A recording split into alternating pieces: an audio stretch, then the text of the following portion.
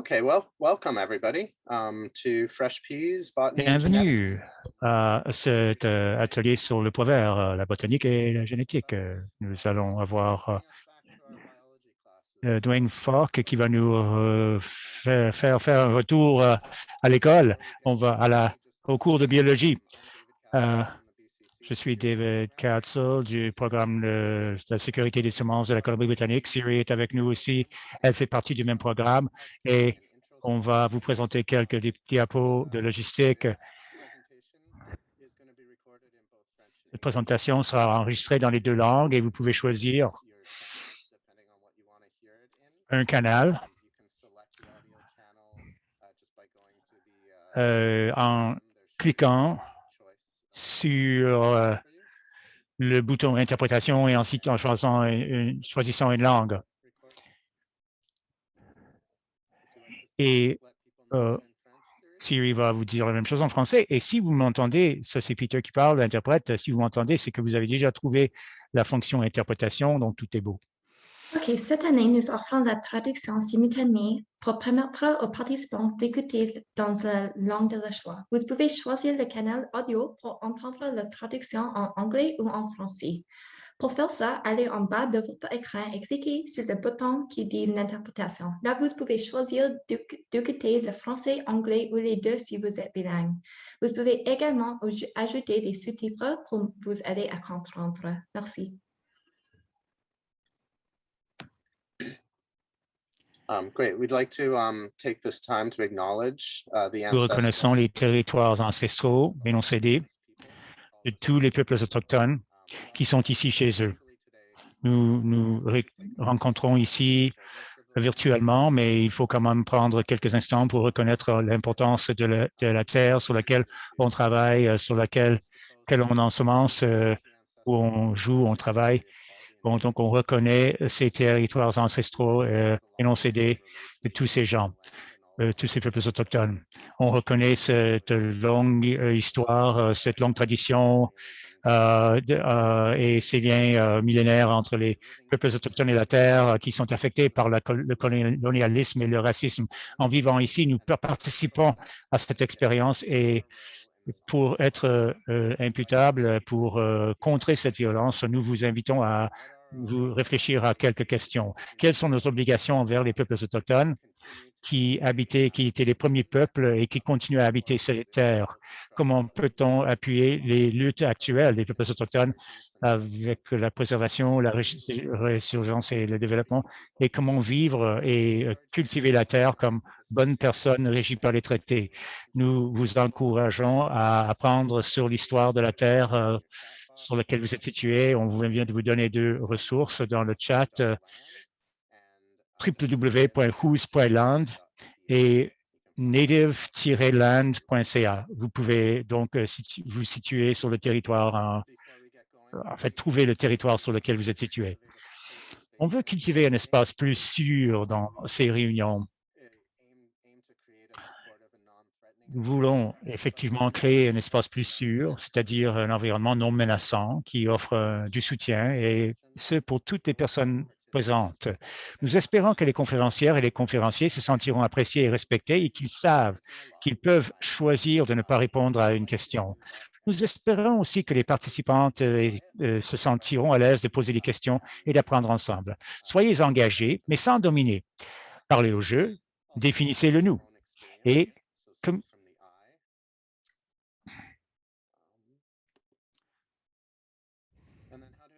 maintenant, comment participer? Vous pouvez laisser la vidéo allumée ou non, mais gardez le micro éteint lorsque vous ne parlez pas.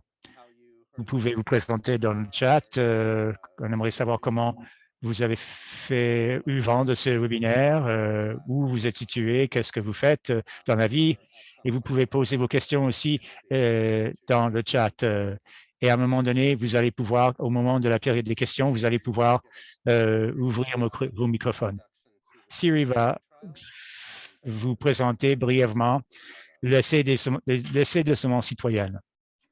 Okay, so this webinar was influenced by Farm Folks, City Folks, Le Citizen webinaire a Seed été Trial. influencé par Citizen Seed l'essai Trial de is a public semences, science qui est program un that engages programme de and sciences passionate growers in the citoyennes process qui of seed breeding and suscite seed. l'engagement des Each spring cultivateurs since passionnés dans le processus 2016, Farm de Folks, City Folk l'amélioration has des selected a semences. few Depuis varieties of 2016, crop nous avons and choisi quelques packaged and variétés delivered à chaque hundreds année et nous packets avons across BC. livré des centaines de Participants' role paquets is dans le monde. to Le rôle des rate the different participants varieties of the est same crop de coter using les a différentes platform variétés Seedlinked. The data is gathered sur and une shared plateforme. Les back with données the public sont and wider plant breeding community using Seedlinked. This réunis et information is ensuite super valuable on to utilise farmers and cette gardeners looking for information. info and specifics about the variety before Les growing. producteurs utilisent ces One données of the pour crops we trialed this avoir year des is informations sur les peas. variétés.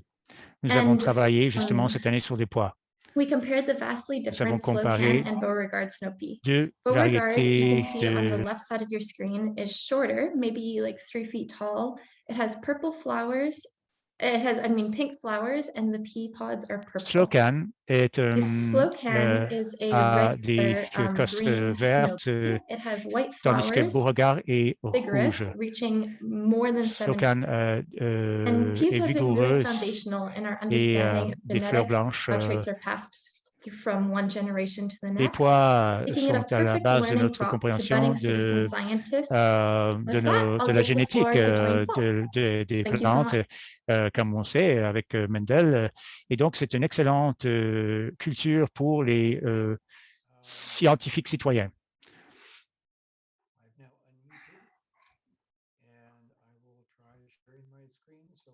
Je vais présenter mon écran maintenant pour que je ne sois pas qu'une tête parlante.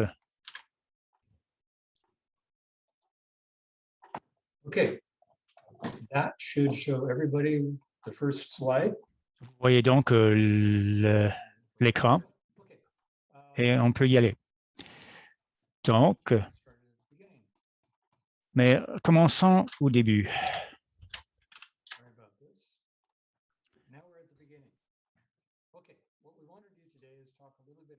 On veut parler de Pisum sativum, les pois cultivés. On veut en parler de la botanique et de la biologie. C'est là où ça commence, tout commence. On veut examiner l'aspect de la génétique des pois, la génétique de Mendel et aussi la génétique au-delà de Mendel. Mendel a bien compris les aspects de base, mais il y a eu beaucoup de nouveaux développements par la suite. Ensuite, on veut parler de la sélection des pois, les principes, la pratique et certains exemples. Il y aura une période de questions et si tout le monde est d'accord, il y aura aussi un quiz à la fin pour voir si vous avez bien écouté. Donc, qui suis-je? Moi, quelle est ma lignée? J'avais deux parents qui ont grandi sur des fermes. Je suis né à Minnesota, grandi au Montana. J'ai baccalauréat en sciences agricoles, une maîtrise en agronomie et génétique de Montana State, les deux, et aussi un doctorat en cytogénétique et sélection végétale. Et j'ai émigré au Canada par la suite. Ma carrière a commencé en Nouvelle-Zélande. J'ai passé 4 ans avec le Canterbury Malting Company. J'étais responsable de la sélection des variétés d'orge. Ensuite, on m'a demandé de revenir à l'Université de Guelph et j'y suis depuis déjà 25 ans. J'ai pris ma retraite. J'ai été ensuite nommé professeur émérite. Je suis donc encore impliqué dans de la recherche et avec les étudiants de deuxième et troisième cycle. Je participe avec la conférence de Guelph aussi depuis longtemps. Je suis agriculteur, sélectionneur, chercheur. Je fais de la recherche à la ferme en lien avec ma conjointe Rita Gaika. Nous avons environ 40 hectares. Nous cultivons 5 acres et c'est mon voisin qui s'occupe du reste. Je pense que tout le monde connaît et apprécie les pois. J'espère qu'ils les apprécient, en tout cas. Du point de vue botanique, ils sont une légumineuse, donc ils fixent l'azote. Ils sont un diploïde simple. Ça veut dire qu'ils ont 7 paires de chromosomes. Donc, de n égale 14, ils ont un seul génome et donc c'est dupliqué. sont propagés, donc ils sont assez faciles à cultiver. Ils sont ils font de l'auto-pollinisation. Ils sont en cultivation depuis 9 ou 10 000 ans. Et donc, on les cultive partout dans le monde. Ils viennent sous plusieurs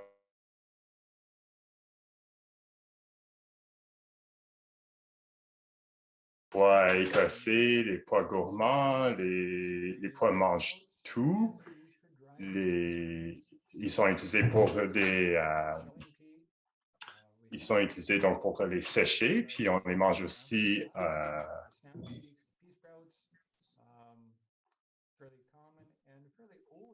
Donc, vous voyez là qu'ils sont assez communs. Ils sont comestibles, comme On les utilise aussi là pour des moulets. Donc, ça fait un excellent paillis. Donc, les mange-tout sont excellents pour la moulée. Ils ont des vrilles et ils sont assez bons en tant que moulés, surtout dans les prairies. Ils sont utilisés aussi comme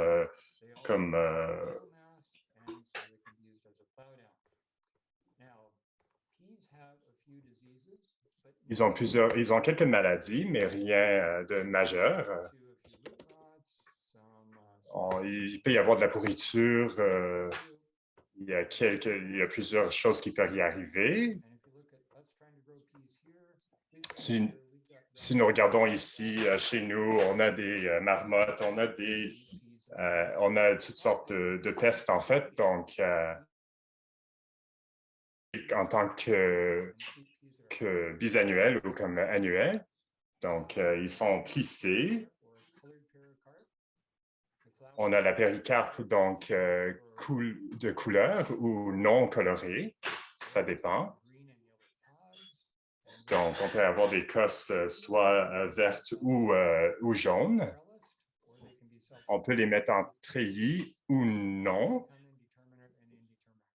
Donc, ils peuvent être indéterminés ou déterminés. Ça fait en sorte que les pois sont intéressants à jouer. On peut jouer avec la culture des pois. Donc, Mendel était très frustré parce que, en fait, il travaillait avec une culture qui n'était pas propice, donc il a changé pour les pois. Pourquoi il a choisi les pois alors? L'autopollinisation, ils sont assez faciles à propager, ils sont faciles à cultiver, donc la vie est assez courte. J'ai fait des croisements dans les pois et je ne sais pas si c'est très facile. Ça peut être fait, mais je ne dirais pas que c'est facile. À ce moment-là, de Mendel, il y avait beaucoup de diversité et ça se contrôlait avec quelques facteurs chez les pois. Donc, on pouvait faire 2 générations dans un long été si on était chanceux. Donc, l'autopollinisation, ça peut aider avec cela. Donc, il a commencé par sélectionner des lignées pures. Donc, ça prend au moins 3 générations pour montrer que les lignées sont pures et qu'elles sont bonnes pour la propagation. Donc, une seule caractéristique par croisement. Donc, il suivait la progéniture individuelle sur plusieurs générations. La plupart des gens, ils feraient juste un croisement. Puis après cela, ça portait un peu à la confusion génétique parce qu'on croisait 2 individus. Et puis, il a gardé tout complètement séparé et il a essayé de regarder les tendances chez les progénitures. Il a essayé de mettre plusieurs caractéristiques ensemble et de les regarder ensemble, en fait, plus tard. Mais au début, il a fait juste un trait. Donc, il a commencé par regarder la couleur des fleurs. Donc, il a regardé la couleur des semences aussi, la forme des semences. Il a regardé la couleur des cosses, la forme des cosses. Donc, à maturité, les pois écossais ont moins de fibres.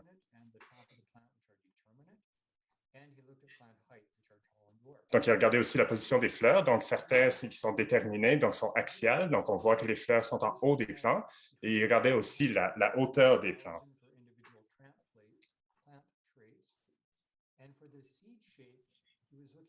Pour la forme des semences, il a regardé 1000 pois individuels, 1000 graines individuelles. Donc, vous voyez les nombres ici. Donc, ces chiffres sont presque identiques de 3 à 1 ici, vous voyez, même si les nombres sont plus petits en termes des échantillons. Donc, il savait exactement ce qu'il cherchait. Il était vraiment dans les bons ratios. Donc, un peu plus tard, on va regarder pourquoi les chiffres sont si grands pour la couleur et la forme des semences, alors que pour les plants au complet, c'est-à-dire pour les autres traits, il utilisait des échantillons plus petits. Il est arrivé à plusieurs conclusions. La première, un facteur transmis à la progéniture par chaque parent. Donc, il voyait qu'il y avait 2 facteurs chez les progénitures. Chaque individu a 2 facteurs. Donc, les gamètes, l'ovule et le spermatozoïde. Certains facteurs dominaient et d'autres étaient récessifs et ne paraissaient pas. Donc, il voyait comme les progénitures ressemblaient soit à un parent ou l'autre, mais pas aux deux. Il a noté également que le trait récessif était récupéré dans la prochaine génération, dont certains individus allaient exprimer ce trait-là. Et il voyait que les caractéristiques se séparaient donc dans un ratio de 3 à 1. Donc, il est arrivé aussi à développer le concept des phénotypes et les génotypes. Il a développé le concept pour montrer que chaque plant a 2 gamètes d'un gène en particulier et ça peut se présenter sous une forme ou une autre. Donc, ce qui représente les 2 caractéristiques. Dans cet exemple, si on a un pois jaune et un pois vert, le jaune a 2 allèles dominants et les verts ont 2 récessifs. Si on les croise, on voyait donc la première génération, la F1, ça ne changeait rien si on mettait la femelle comme donc, peu importe ce qu'on choisissait comme mâle ou femelle, on avait toute une progéniture de jaune. Donc, quand on cultivait les F1 et on utilisait l'autopollinisation, on voyait que la génération F2, on avait 3 jaunes et 1 vert, représentant ces génotypes. Donc, 2 hétérozygotes et 2 homozygotes, dont 1 vert. Donc, dans ces 7 ans de développer les pois, il a découvert cela. Donc, il a regardé aussi 2 caractéristiques dans un même croisement. Donc, il a regardé donc, le rond et le vert, donc 2 caractéristiques différentes, et il a croisé avec donc, un pois plissé et un jaune. Donc, un parent ici avait le dominant, donc le rond, et l'autre avait le plissé qui était récessif, mais également le jaune qui était dominant. Donc, le résultat était donc une caractéristique de chaque parent. Donc, il est arrivé à un ratio de 9.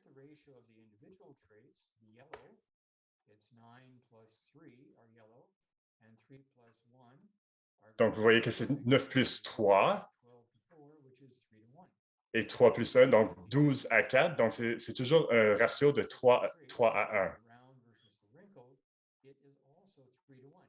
Donc, si on regarde par rapport au rond versus plissé, donc c'est aussi 3 à 1. Donc, peu importe la caractéristique qu'on regarde, donc le ratio était à 3 à 1, peu importe aussi le nombre de l'échantillon. Donc, Mendel a montré que les caractéristiques sont héritées et qui sont ségrégées aussi.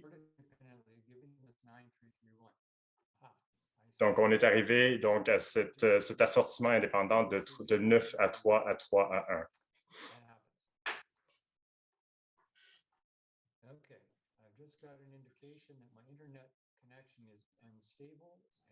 Je viens d'avoir un message me disant que ma connexion Internet est instable. Donc, je vais fermer ma vidéo. Ce que Mendel a fait, sans vouloir, c'était de découvrir les résultats de la méiose. Donc, en 1864, il ne connaissait pas la génétique de la cellule, mais il avait spéculé selon ce qu'il avait vu avec les phénotypes. Et en fait, il avait raison.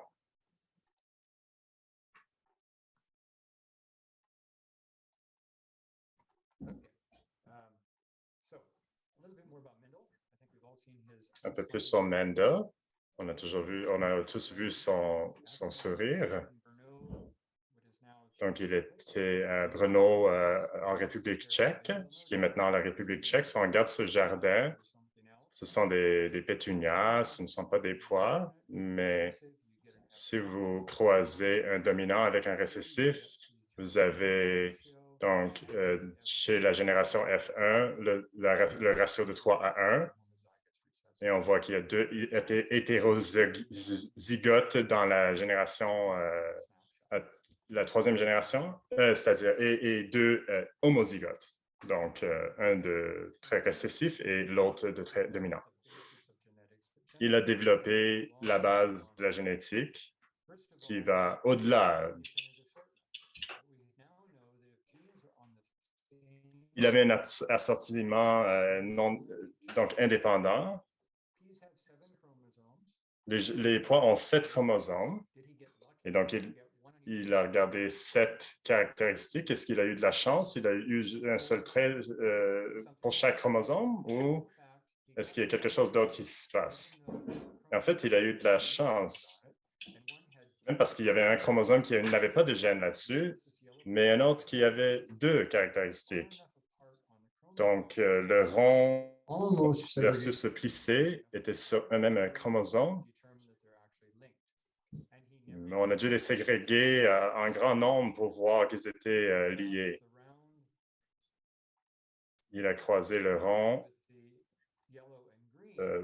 plissé avec le jaune et le vert, qui était un autre chromosome, mais cela a mené au ratio de 3 à 1. S'il aurait fait autrement, il aurait peut-être trouvé des anomalies. Des gènes qu'il a utilisés sur le même chromosome étaient assez loin l'un de l'autre, là, qu'il n'a pas eu de problème.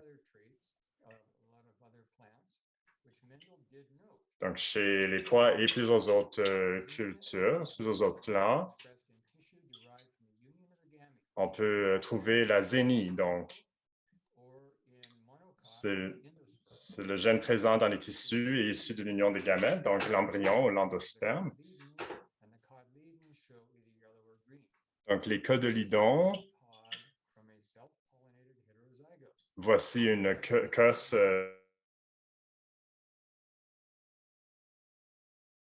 et ségrégée ici pour le jaune et le vert. Donc, il devrait avoir un ratio de 3 à 1 dans cette cosse. Mais on voit les deux dans la même cosse. Pourquoi? Parce que les jaunes ont au moins un allèle dominant et les verts ont au moins un récessif. Donc, un autre très bon exemple de zénie, c'est le maïs bicolore. Il a des maïs donc jaunes et blancs. On a les deux. Si on compte le nombre de jaunes au nombre de blancs, on a toujours le même ratio.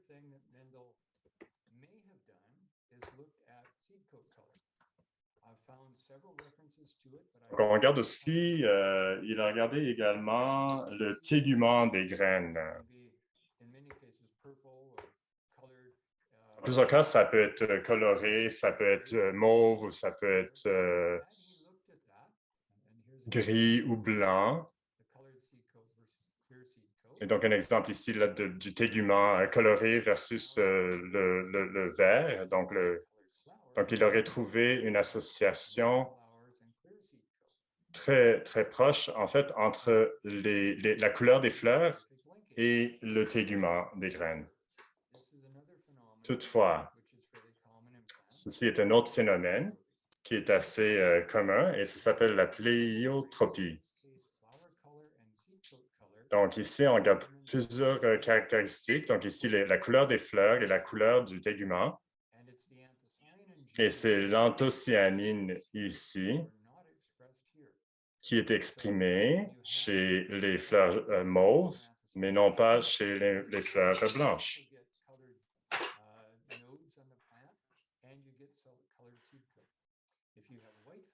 Si les fleurs sont blanches, c'est que le gène de l'anthocyanine n'est pas activé. Vous avez un autre tégument. Les anthocyanines sont une composée dans la catégorie des flavonoïdes et peuvent être assez amères.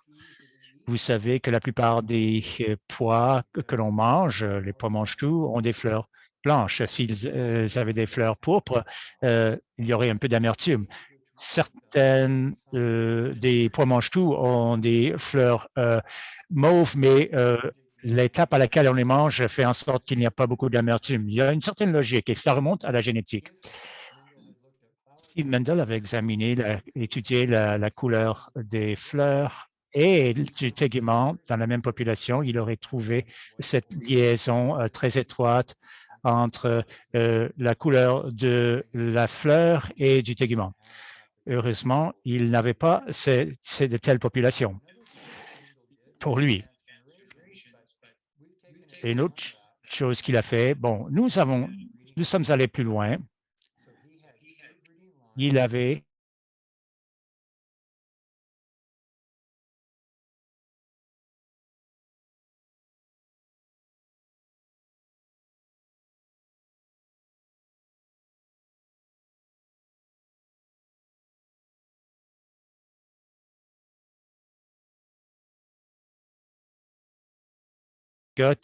et le récessif homozygote qui ne produit que les progénitures récessives. Il avait donc cette ratio, ce rapport 1, 2, 1. Ça, c'est un homozygote qui produit une semence sur 4. Mais pour aller plus loin, il a prévu que le ratio de 3 à 1 serait homozygote. Mais à quelle fréquence est-ce qu'on a ce ratio parfait? Normalement, il n'y aura pas 3 ronds et un plissé récessif. D'un point de vue statistique, c'est une population parfaite. 1 sur 4 devrait nous donner ce que l'on veut, mais on sait que la réalité est basée sur les probabilités. Et donc, si on veut être sûr d'obtenir un récessif, il va falloir produire plus que 4 pois. Mais combien? Si on fait les calculs et on veut le faire d'un point de vue scientifique, il faut avoir une assurance à 95%, assuré à 95%. Vous connaissez cette donnée, donc que ces données sont exactes. Si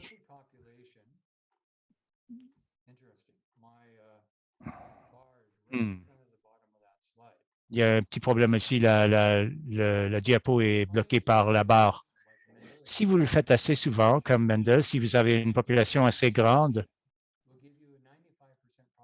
3 fois les parents vous donnera une probabilité de 95% que vous aurez au moins un résultat voulu.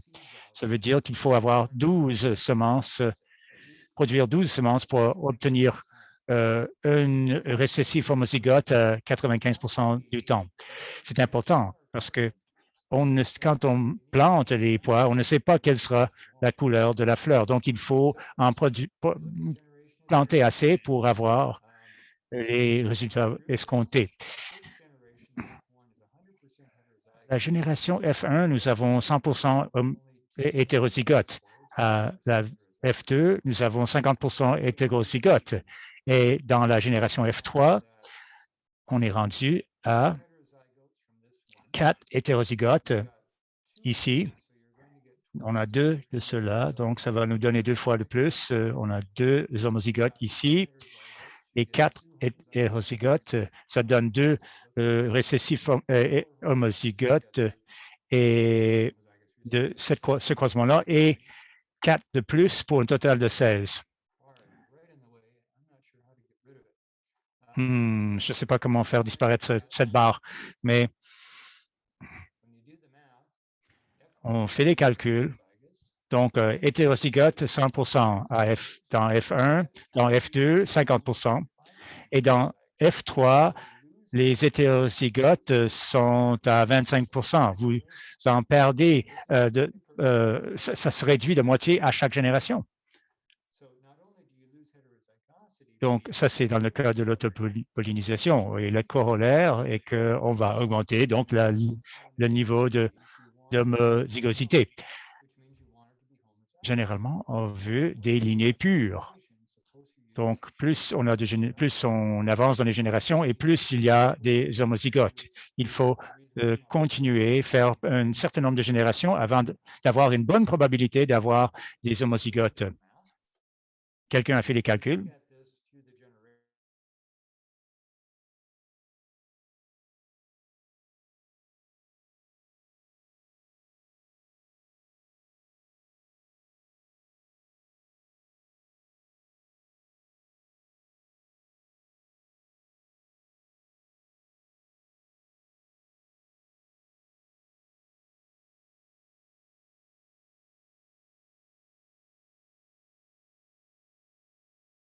Recessive. Therefore, if you want a pure breeding line, La 7e génération. Si on choisit une lignée phénotypiquement dominante, il est très probable que ce soit dominant et homozygote et ça pourrait donc être fixé comme la lignée. Mais si on le fait seulement à la lignée, à la génération 2, ce n'est que 50% qui seront homozygotes. Dans les cultures autopollinisées, il faut choisir des générations plus avancées. Cela nous amène à la génétique au-delà de Mendel, la génétique quantitative qui est basée sur la probabilité. Et la génétique quantitative, c'est encore des gènes situés sur des chromosomes qui se séparent comme certains caractères et qui sont additifs. Jay Lush, à l'université de Iowa State University en 1933 a dit que l'étude génétique de caractéristiques quantitatives a généralement permis de conclure que certains gènes, seulement peu parfois, ont des effets importants, mais qu'un grand nombre de facteurs n'apportent que des modifications mineures. Et il est difficile de les retracer sur le plan de la génétique. Avec la biologie moléculaire, on peut les retrouver pour certains, mais c'est difficile. Ce sont des traits de fond qui déterminent la maturité, l'adaptation, le rendement. Dans plusieurs cas, ce sont des gènes qui sont aussi très influencés par les facteurs environnementaux. Et donc, il est très difficile de sélectionner pour ces caractères. Mais quand on a les lignées homozygotes, ces gènes sont aussi fixés. Et donc, dans les lignées, les progénitures vont se ressembler assez à leurs parents en termes de rendement, en termes de plusieurs choses. Les progénitures ont aussi une saveur assez semblable aux parents. Ce que cela fait, c'est que ça permet de fixer les gènes quantitatifs autant que les gènes qualitatifs. Je pense que tout le monde a besoin d'une petite pause. Peut-être que vous avez des questions. Ce serait le bon moment de les poser. Et ensuite, et peut-être donc de vous clarifier quoi que ce soit avant d'aller à la question, à l'aspect de la sélection, la génétique appliquée. Rebecca, David, est-ce qu'il y a des questions qui ont été posées? Posez donc vos questions, soit dans le chat, en fait dans le chat, et on va vous les communiquer à... Je ne vois pas de chat, moi, à notre conférencier. Si, on a un chat, mais je n'ai pas encore vu de questions.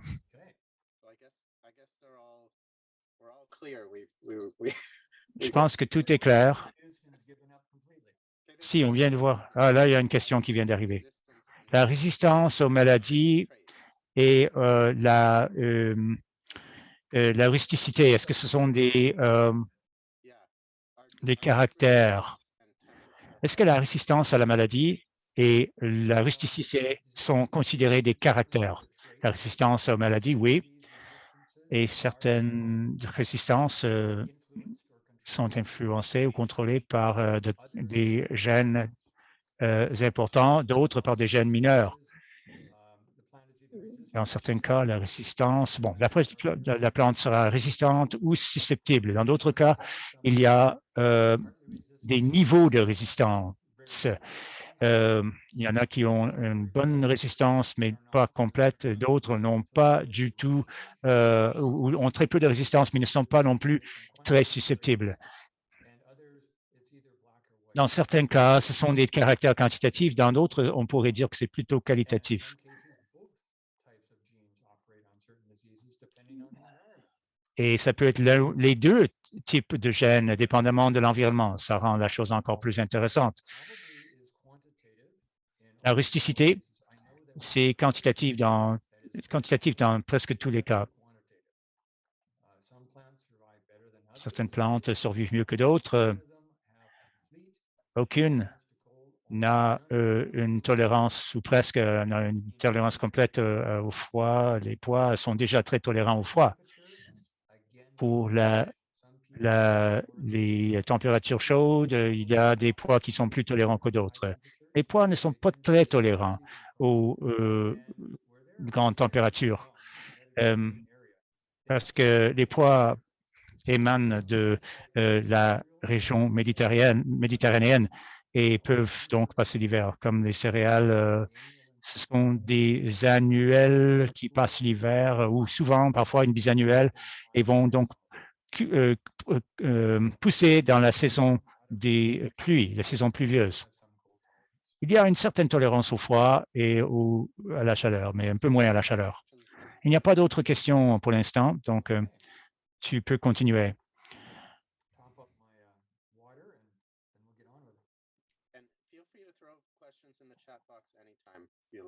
Gorgée d'eau et je vais continuer. Et posez vos questions n'importe quand dans le chat. David et Rebecca, j'imagine que vous allez garder un œil sur le chat si jamais on veut poser, s'il y a des questions que l'on veut poser. Bon, on va continuer à la génétique appliquée, la sélection.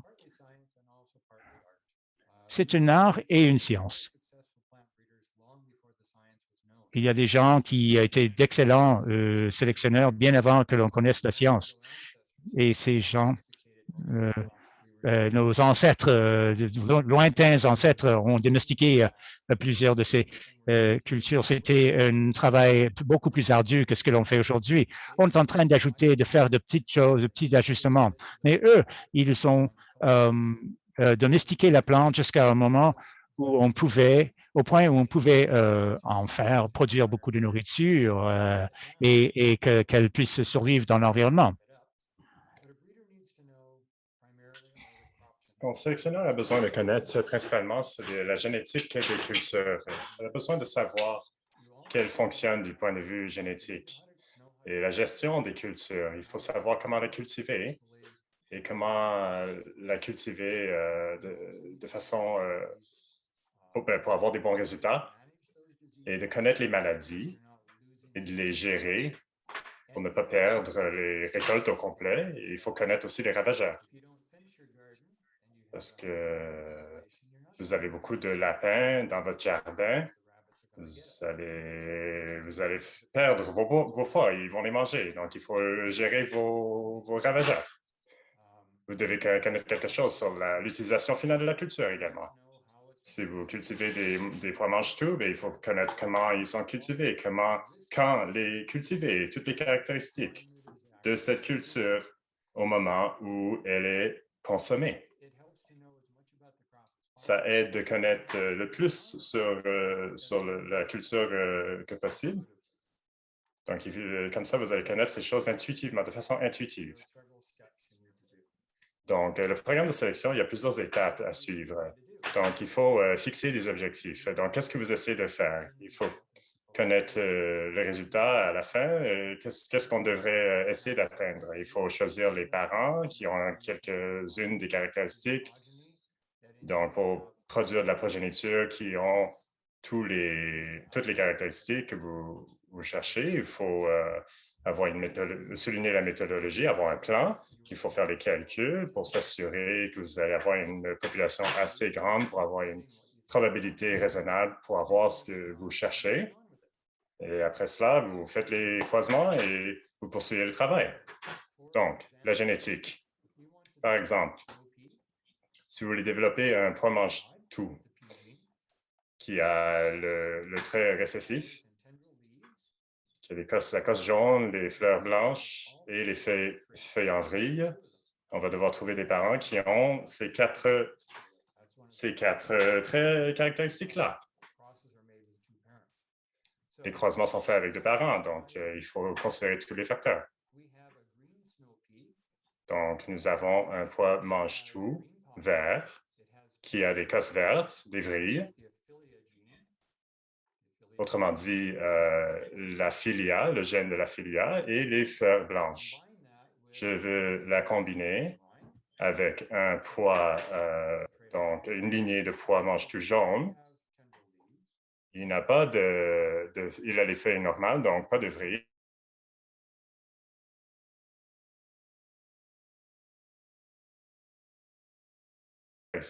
Pour les croiser ensemble. Heureusement, ils sont tous les deux des pois mange-tout. Donc, ils ont la qualité, ce qu'on cherche, c'est-à-dire ils sont des pois mange-tout.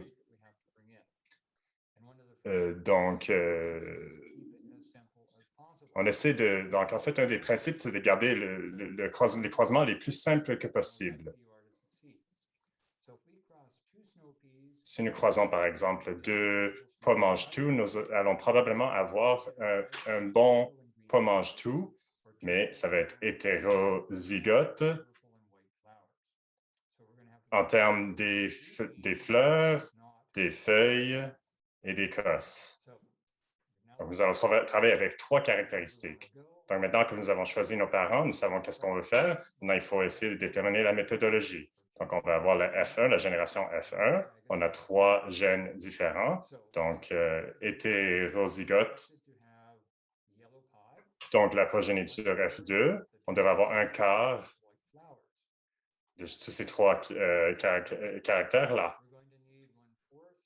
Donc, on va avoir un quart fois un quart fois un quart, c'est-à-dire un plan sur 64 va avoir ces trois gènes récessifs ensemble. C'est-à-dire, on peut les voir. Vous allez savoir qu'on peut les voir. Donc, voilà notre population parfaite. On a une probabilité de 95% d'avoir un plan avec ces trois traits ensemble. Et pour l'avoir, on va devoir faire pousser 192 plants. Je ne sais pas combien vous cultivez dans votre jardin, mais je sais pertinemment que c'est une grande population. Ça aurait peut-être été petit pour Mendel, mais pour moi, c'est grand. Donc, la solution, c'est de cultiver 50 plants est de chercher 2 de ces traits dans l'homozygote récessif et de les combiner. Donc, si on cultive 50 plants, on a 95% de probabilité d'avoir 2. Et on a en fait une probabilité de 66% environ d'avoir les traits voulus, donc c'est-à-dire récessif, hétérozygote. Celui-ci va couvrir les 3, c'est-à-dire il va mais un autre ici qui a 2 des caractéristiques qu'on cherche, mais pas l'autre. Nous allons peut-être ségréguer donc pour ce trait, c'est-à-dire dans ce cas, c'est avoir les vrilles. Donc, parfois, on peut trouver une solution sans cultiver la population nécessaire. Mais on peut également cultiver 2 plants seulement et de sortir les plants qui ont les traits récessifs. Et on peut faire pousser en fait une 4e génération. Et les hétérozygotes, on va choisir les hétérozygotes, puis on va en fait avoir une meilleure chance là, dans la 5e génération d'avoir ces 3 traits récessifs ensemble. Donc, on n'a pas besoin de faire toute la génération F2. On peut aller vers la F3 et la F4. Et c'est à ce moment-là qu'on a la probabilité qui rentre en ligne de compte. Et on sait qu'on peut faire ces choses dans plus d'une étape au lieu d'essayer d'avoir tout dans la population F2. Donc, nous avons fait les calculs. Maintenant, il faut faire les croisements. Donc, afin de les croiser, il faut connaître l'anatomie des fleurs, des plants. Donc, on a 9 étamines fusionnées et une qui n'est pas fusionnée. Donc, vous voyez ici les carpelles. Et chacun de ces pois a une ovule et un ovaire séparés. Donc, pour faire les croisements, il faut éliminer la source de pollen, sinon ils vont s'autopolliniser. Donc, il faut les retirer avant que le pollen y sorte. Donc, vous avez besoin de pinces très fines. Les pois de fleurs peuvent avoir l'air grand, les fleurs de pois peuvent avoir l'air grands, mais ils ne sont pas très grands, donc il faut vraiment qu'ils soient très, très fins. Donc, je suis allé à un magasin tout pour $1 et j'en ai acheté 3 et voilà, ils font vraiment le travail. Donc, la fleur des pois. Nous savons qu'une fois que la fleur est sèche, elle est déjà pollinisée. Quand elle est ouverte, elle a déjà été pollinisée également. Donc, si nous allons vers une fleur qui n'a pas encore ouverte, je ne sais pas à quel point c'est clair, mais ces anthères ont déjà du pollen. Donc, en fait, cette fleur est déjà pollinisée.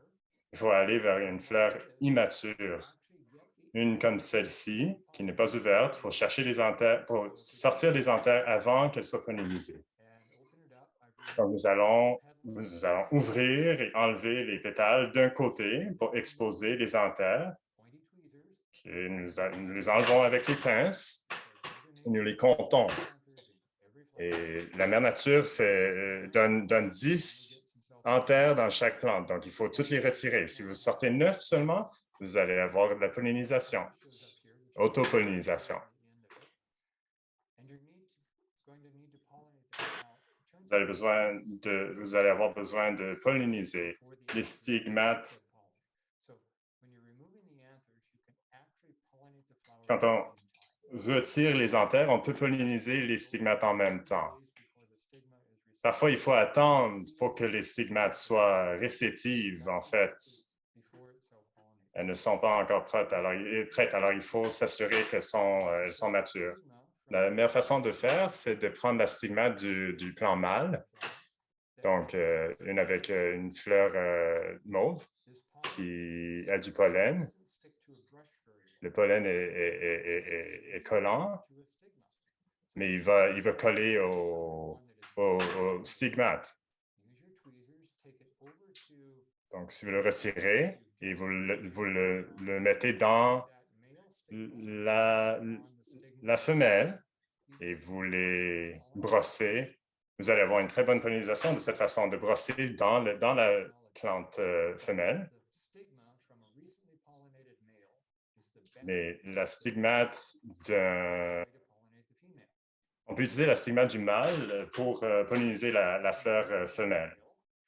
On peut l'enlever du plant, mais on ne peut pas enlever les stigmates du plant femelle.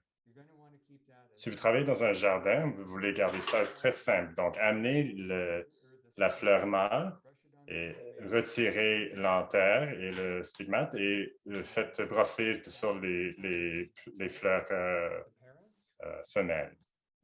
À ce moment-là, vous allez devoir étiqueter les parents et identifier la femelle, parce qu'éventuellement, vous allez l'enlever. Vous allez vouloir aussi identifier le mâle et étiqueter la date. Ça va nous donner une bonne idée à quel moment on devrait les semer et à quel moment on devrait les récolter. Vous voyez les cosses ici sont en développement. Il y a un poids dans cette cosse et 2 dans celle-ci. Souvent, on ne va pas avoir toutes les fleurs, tous les pois. On ne va pas avoir un ensemble de pois, de 9 pois, parce qu'on a endommagé les plants. Donc, vous voyez le ruban orange ici. Je l'ai identifié pour s'assurer que je suis conscient de quel plant j'ai utilisé pour faire le croisement. Vous allez enlever toutes les autres fleurs. Vous ne voulez pas avoir de compétition avec ces semences-là, parce que d'autres vont en avoir plus par cosse et il y a plus d'énergie qui est investie. Donc, il va y avoir des croisements. Alors, vous voulez donner toute la chance Il y a quelques questions.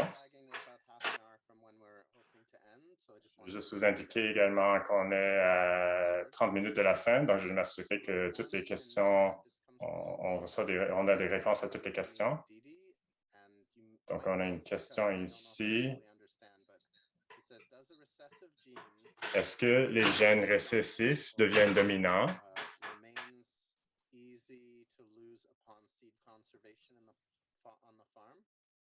Ou est-ce qu'ils peuvent être faciles à perdre?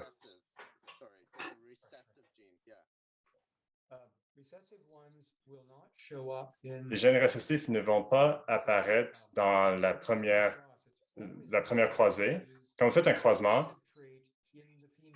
c'est important de garder le trait récessif chez la femelle. Dans ce cas, vous allez croiser avec soit le plant mâle ou la semence qui va exprimer le trait dominant et vous savez que vous avez un croisement. Si vous avez, par exemple, une femelle plissée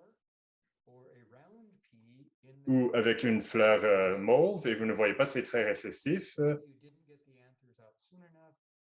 c'est possible que vous n'avez pas retiré les antères à temps. Alors, si vous avez un trait récessif ou allèle et vous n'avez pas le dominant dans le croisement, il y a un problème.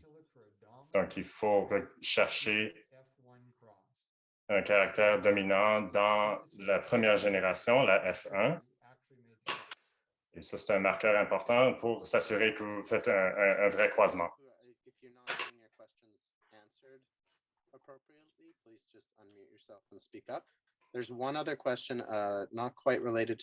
Il y a une autre question. Karen se demande s'il y a des gens qui essaient de sélectionner des variétés pour la production dans de petits bacs. Et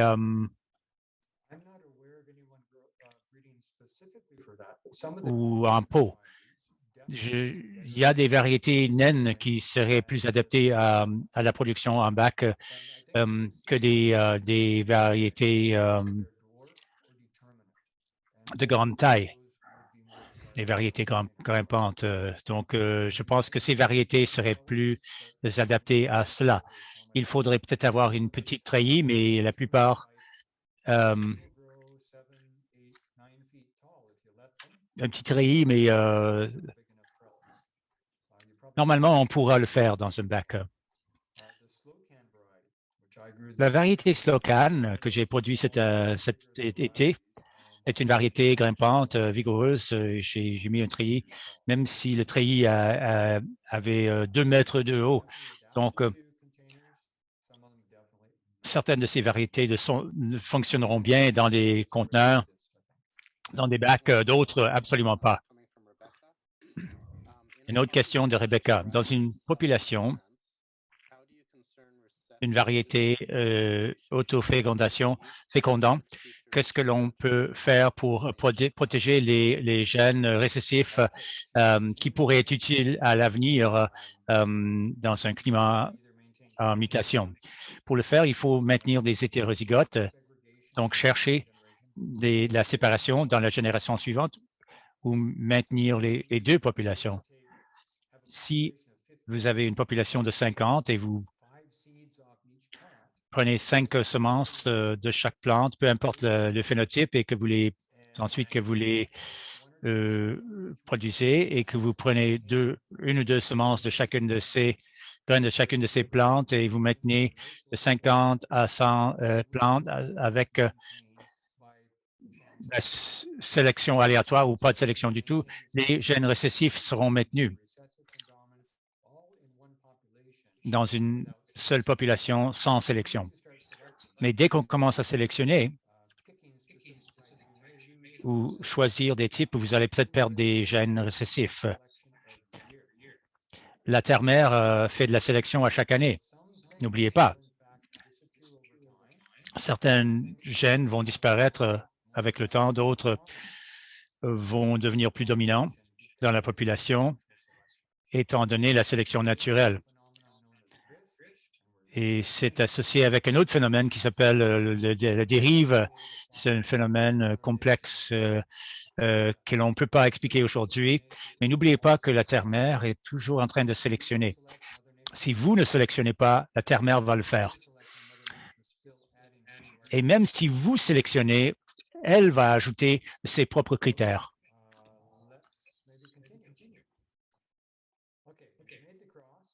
On a fait le croisement.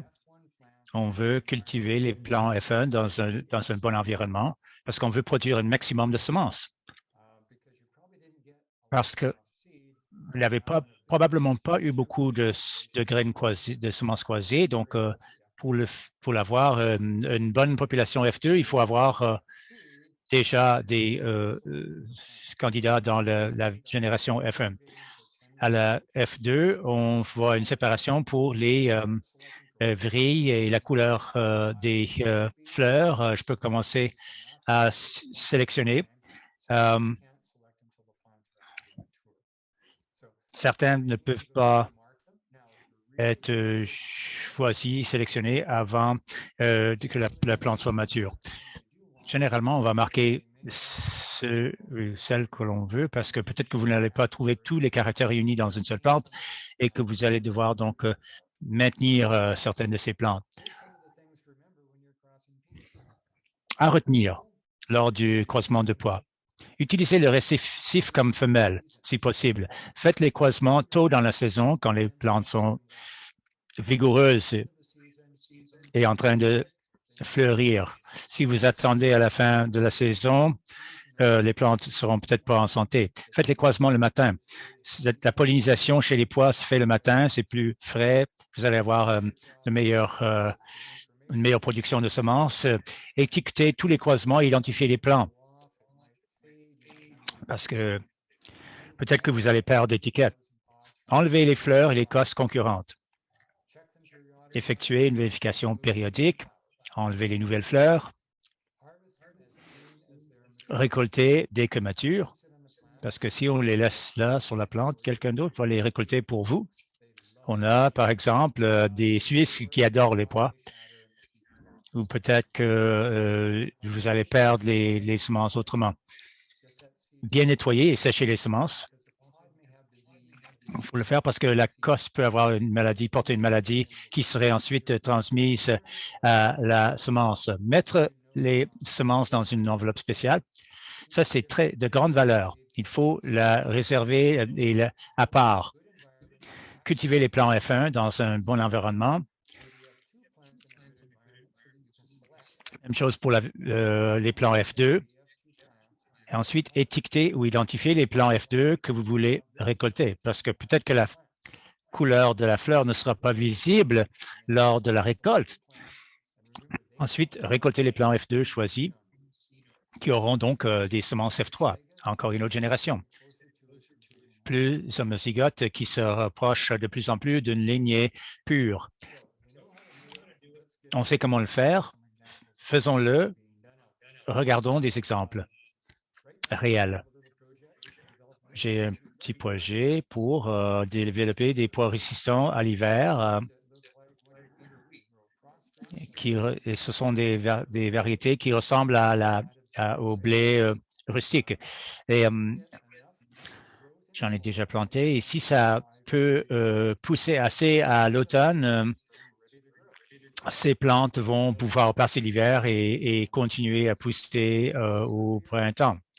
Ça va pousser plus rapidement que les semences semées au printemps.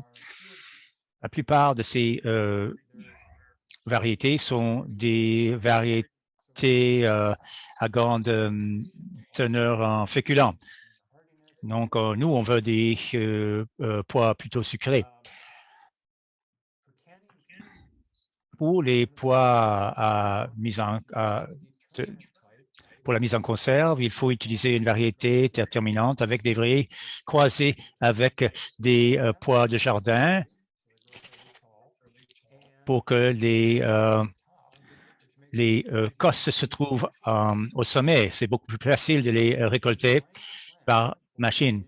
Il faut que le plan soit conçu aux fins escomptées. Ensuite, j'ai vu un beau programme qui se fait en Colombie où on produit 15 à 20 000 hectares de pois pour la consommation à la table. Ce sont de grands champs, mais l'un des grands coûts, c'est les treillis et maintenir les pois sur les treillis. Ils n'ont pas de vrilles. Elles n'ont pas de vrilles, ces variétés. Ils ont donc introduit le gène Aphylla dans cette plante grimpante de jardin. Les vrilles sont assez simples, c'est un seul gène, mais le pois a aussi beaucoup de caractère qualitatif. Et c'est une plante très vigoureuse, tandis que la plupart de ces caractères sont quantitatifs. Ils ont décidé d'utiliser la méthode du rétrocroisement. Ils ont croisé le F1, donc c'est hétérozygote quant aux vrilles, avec la plante grimpante du jardin. Et ensuite, ils ont fait encore un autre croisement avec la plante grimpante, au moment où c'est seulement le quart des plants qui ont ce gène. Ensuite, ils ont fait une autofécondation. Ils sont rendus au troisième rétrocroisement de F2, où le rapport est de 31 à 1 pour les plants avec ou sans vrille.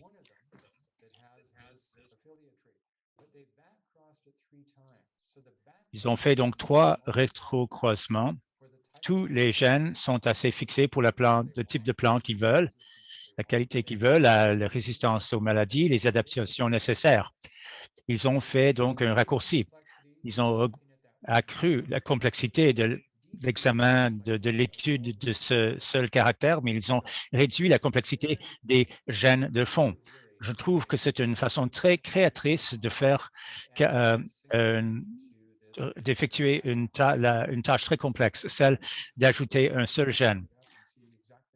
Vous pouvez lire l'article. Ils ont les populations assez grandes qui permettent de d'insérer ce gène AFI-là dans le fond, le fond génétique voulu.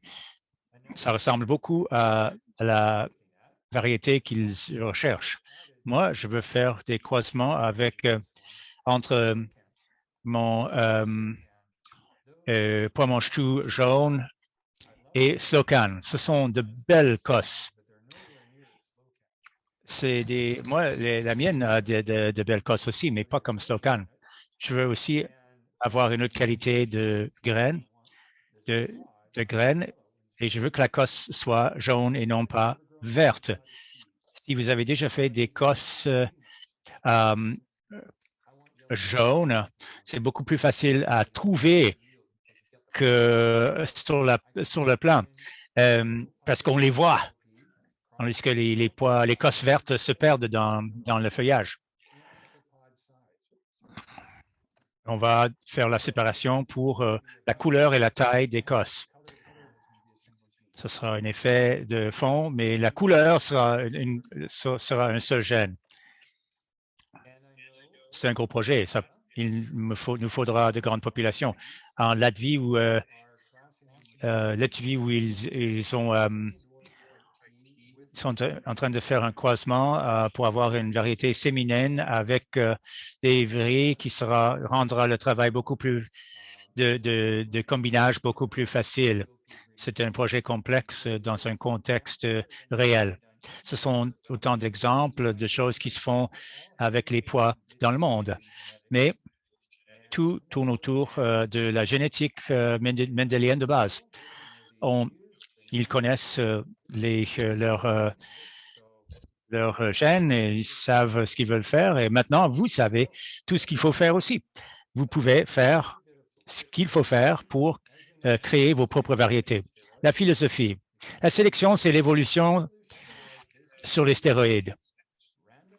Mais il y a deux étapes. L'accouplement au hasard entre les individus qui se trouvent sur place. Ensuite, la rétention sélective parmi la progéniture, c'est la terre-mère qui va, la mère nature qui va imposer des conditions environnementales et va choisir, pour ainsi dire, certains individus. Ça, c'est l'évolution. Et nous, on peut modifier cela avec la sagesse de Sewell Wright, généticien qualitatif qui a fait beaucoup de recherches et est arrivé à la conclusion qu'une faible consanguinité jumelée à une recombinaison fréquente entraîne une réponse génétique maximale. Trop de consanguinité n'est pas bonne, mais n'est pas bon, mais il ne faut pas non plus l'éviter. Le meilleur système de sélection, c'est de croiser le meilleur avec le meilleur, faites de votre mieux et espérez ce qu'il y a de mieux. Et comme ça, vous allez avoir fait vous y aurez consacré votre meilleur effort et tout va aller pour le mieux. Alors, y a-t-il d'autres questions sur la génétique, sur les pois, sur la sélection, sur la vie en général? Quelqu'un demande. Y a-t-il une documentation définitive des caractères dominants et récessifs chez les pois?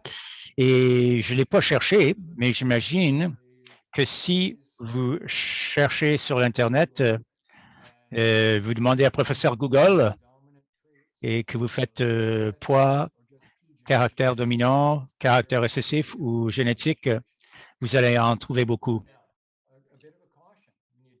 Par contre, une réserve. Sachez que l'Internet n'est pas infaillible. Et on va faire un quiz dans quelques instants et j'ai trouvé quelques constatations, quelques déclarations sur Internet qui sont inexactes. Et je les ai téléchargées et j'aimerais voir si vous êtes capable de repérer ce qui cloche avec ces choses-là.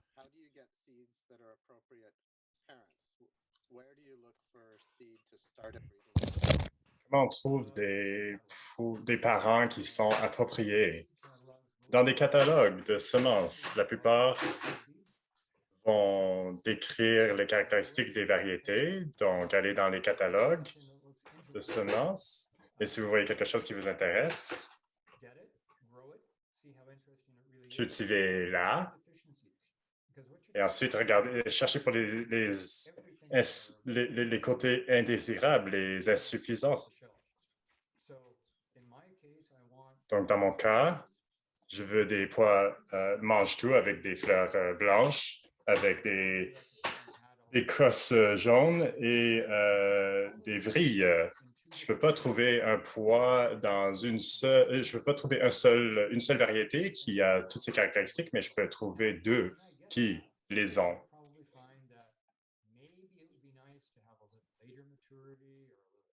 Peut-être que je voudrais qu'elle soit précoce ou tardive ou un autre caractère que ma sélection n'a pas produite. Alors, je vais essayer de trouver une autre variété, de la croiser avec ma variété qui est presque bonne et essayer de trouver, d'intégrer ce caractère. Donc, on procède par élimination ou sinon on essaie d'acquérir les traits désirables.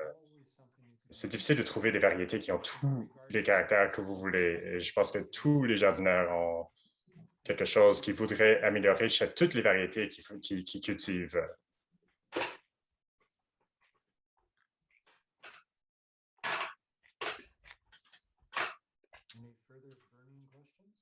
Est-ce qu'il y a d'autres questions brûlantes? Je pense que c'est tout pour maintenant. On peut faire un test. Je peux rester quand même un petit moment. Je vais maintenant retirer cette présentation et en fait ouvrir l'examen.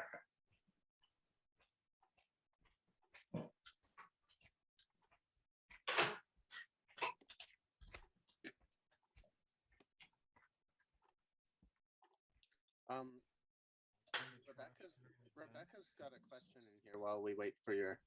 Rebecca a une question en attendant.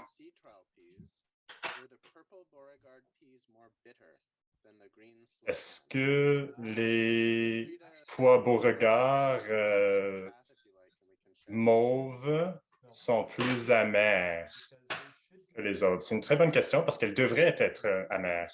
Mais le sélectionneur, Michael Mazar, que certains parmi vous connaissent de Cornell, un ami qui est biochimiste, et ils ont pu désassembler en fait ce flavonoïde qui causait l'amertume.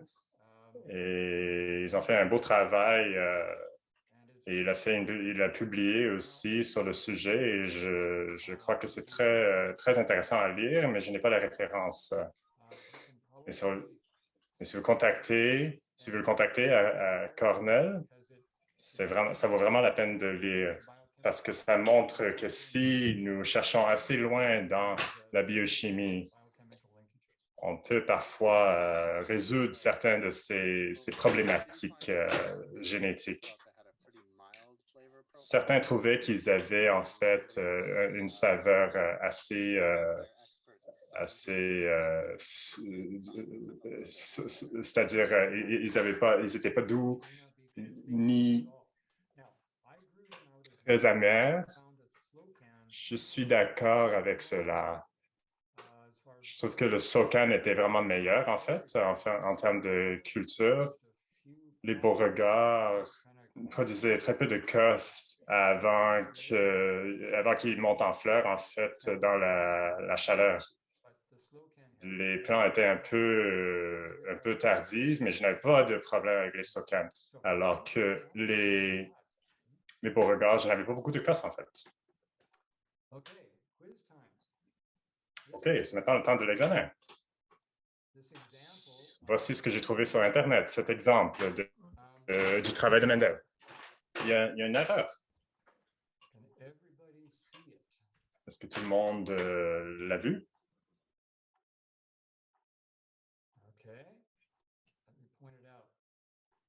Je vais vous le montrer. C'est ici.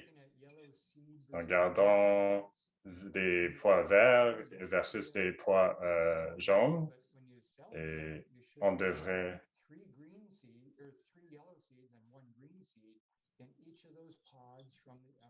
si on faisait un croisement, si on faisait de l'autopollinisation, oui, c'est vrai qu'on devrait avoir un homozygote vert, un homozygote jaune, mais les semences expriment la zénie. Donc, ils l'ont eu mal ici. On devrait avoir trois poids jaunes et un vert. Ici, c'est la même chose, mais chez la fleur. Ici, tout est bien, mais il y a une assez grosse erreur.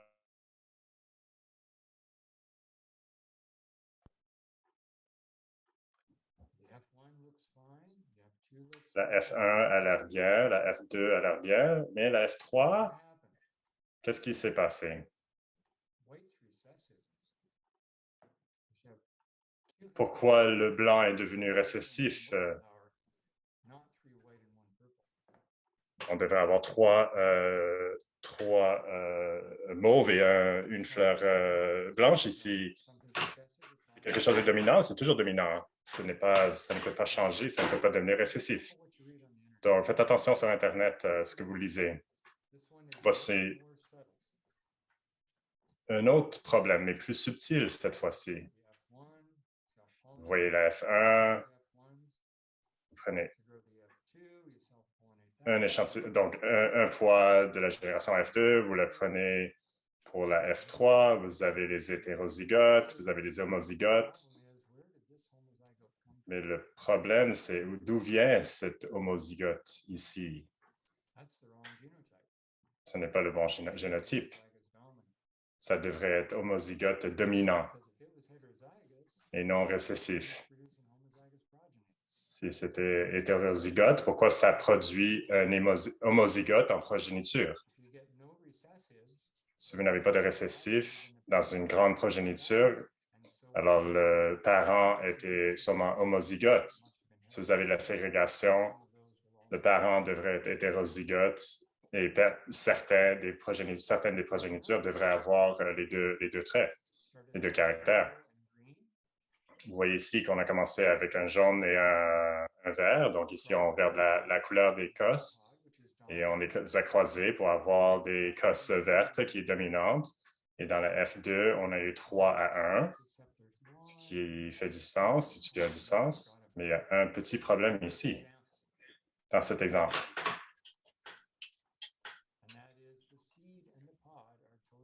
Et c'est que les graines et les cosses sont complètement différentes. Si on les croise, on devrait avoir des graines jaunes, en fait. Donc, regardez la couleur des cosses et on fait l'erreur de donner des résultats pour les pois, c'est-à-dire les graines. Ce sont deux caractères complètement différents et on devrait les séparer, donc, en 3 à 1. Donc, on devrait ici avoir des graines jaunes. Une fois ici, qu'est-ce qui pourrait aller mal dans la génétique? C'est exactement la même chose ici. Ici, on a le même problème. C'est qu'on fait l'erreur de... Donc, si vous avez des cosses... Vous voyez ici là, que le parent, en fait, a des graines jaunes et donc on devrait avoir des graines jaunes dans la génération F1. Donc, ce n'est pas tout ce qu'on voit sur Internet qui est correct. Voici un bon exemple, donc d'une blague avec les chèvres hétérozygotes. Et une autre, donc, de l'époque où Mendel travaillait sur les pois, depuis 7 ans. Est-ce que vous avez d'autres questions? Merci beaucoup, Dwayne. Est-ce que quelqu'un a une dernière question? On est à 5 minutes de la fin.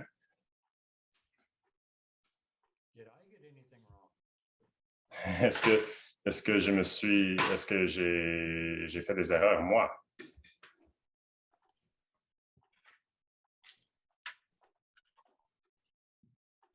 All right. I'm not Oh, it seeing- sounds like everybody is ready to go out and breed peas. Ah, ben, ça a l'air que tout le monde est prêt à aller sélectionner des pois. C'est un peu tard pour cette année, mais le printemps commence dans seulement quelques mois et c'est temps de regarder dans les catalogues de semences et de chercher des bons caractères et essayer de les mélanger ensemble l'année prochaine. Je sais que c'est ce que je vais faire. Okay, great. I'm gonna, maybe if you Parfait. stop sharing your screen, Dwayne, I'm just Si gonna vous voulez arrêter de partager votre écran, Dwayne, off the webinar. We do have some je vais terminer le webinaire. slides here. Nous avons quelques diapos get some feedback from rapidement pour voir si on peut avoir de la rétroaction des gens. Peut-être juste avant de finir, je veux juste remercier tout le monde qui a facilité le processus, surtout Siri et Rebecca. Ça a pris du temps à le monter et on a eu des problématiques, mais on a tout résolu, sauf une petite chose. Mais de mon côté, ça a été très bien. Donc, merci beaucoup de réaliser ce beau projet. Merci énormément, Dwayne, pour le faire avec nous.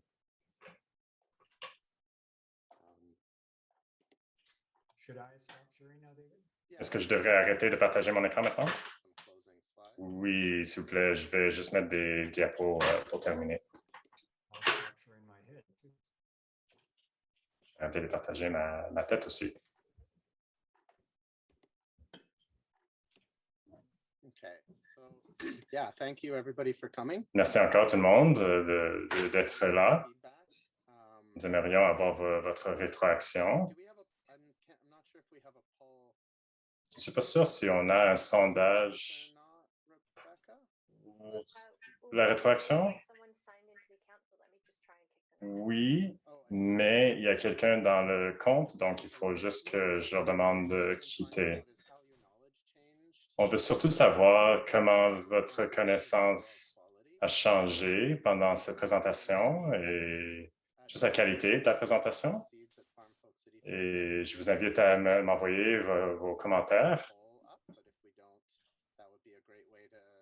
Nous allons essayer de lancer un sondage, mais sentez-vous à l'aise. Oh oui, on a un sondage. Donc, c'est assez rapide, il y a juste 2 questions.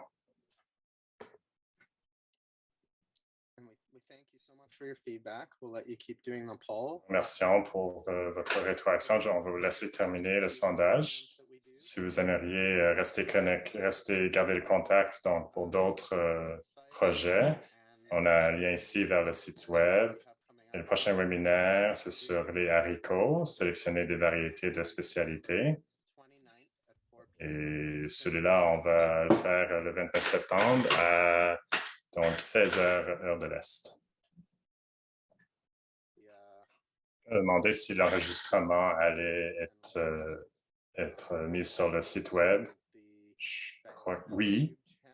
Nous allons le mettre sur le canal de YouTube de Bauta.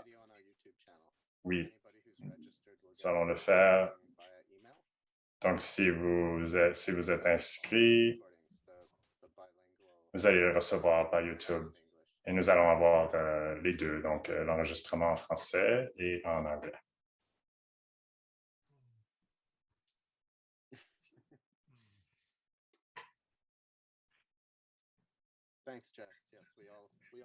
Merci, Jess. Oui, nous aimons beaucoup faire le nerd, le geek sur les semences.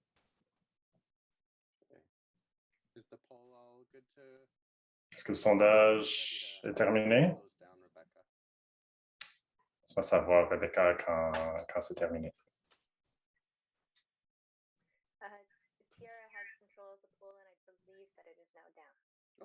Tiara a le contrôle du sondage et je crois qu'elle l'a terminé maintenant. Merci encore tout le monde pour être là et nous avons hâte de vous revoir en ligne à nouveau et en espérant vous voir dans les champs aussi un jour pour qu'on puisse sentir et voir les points au lieu de parler uniquement des points.